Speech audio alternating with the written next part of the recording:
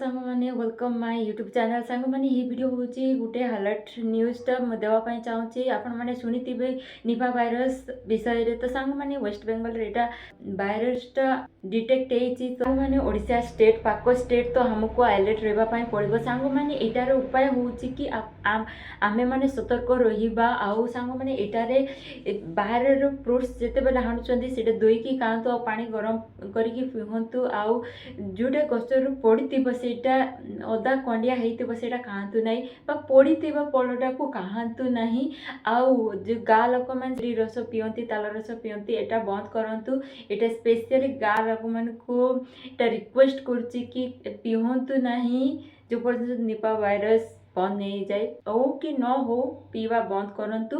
मरी जाइए गोटे हानिमल सेटारू दूर रे ताहतु जाको इनफेक्ट होती लोक को किसी भी सिम्पटम आसूची ताठू दूर रे ताहतु मैक्स यूज करंतु। एटा सीरियस कंडीशन सांग माने जेंती कोरोना वायरस आसतिला एटा भी गोटे वायरस वुमेन टू आका स्प्रेड हुए जल्दी how Etah animal women to माने जल्दी स्प्रेड ही जाउची। जेते जल्दी पारुच सेतकी निजर जत्न निहन एमती पब्लिक प्लेस रे जीवा बंद कर दिहंतु। आई रिक्वेस्ट एटा मोस्टली गाँ माने गाँव लोक मानकू जे मानती नाही आउ कजरी रस पिहंती।